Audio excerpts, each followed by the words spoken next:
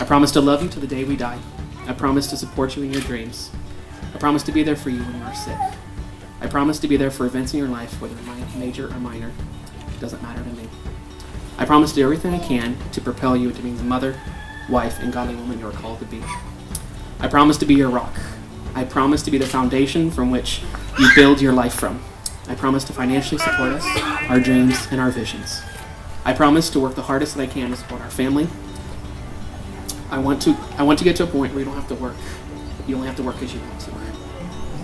I promise to build a supportive life as successful for our future kids. I promise to stand by your side when life throws us for a loop. I promise to cheer you on in your dreams and passions. Now some all the things I love about you. When Jim called me the other day on the phone and talking to me about the wedding, he asked me what I loved about you the most. The thing that I said is that you accept me for who I am, and you don't see fault with that. When we first met, I just had my first back surgery, and you still dated me. I couldn't believe it. Then you were there with me through 2 more surgeries, many hours of physical therapy, driving. I remember when I went through the 3rd surgery and the medicine that they had me on. I wasn't the nicest person on the planet to you. You still stayed with me and kept me sane throughout the whole entire process. I was amazed that you stayed with me. That just showed me that you wanted to stay with me because you love me. Most people would have left, but you didn't. That is what drew me to you the most. I love that you are so dedicated and that you put your mind to whatever you are doing. Not many people can juggle a relationship, a full-time job, and more than a full-time school schedule. You just amaze me in all that you can handle at one time. I love your joy, your laugh, it's contagious. I love your little small ears. I've always told you that. I love your smile. I love your eyes. I love your curly brown hair. I love how you love me unconditionally. I love how family is so important to you. I love your passion for kids, your passion for animals. And I love that no matter what life does to derail you, you always get back on your feet and fight harder.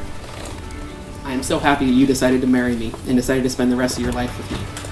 It is the greatest honor that you could ever bestow upon me. It is my honor to spend the rest of my life with you. I'm so glad that God put you in my life and gave me the privilege of marrying you. So here's the rest of our lives together. Before I took my first breath on this earth, my mom started praying for my future husband. Nearly every day of my life, she prayed for him.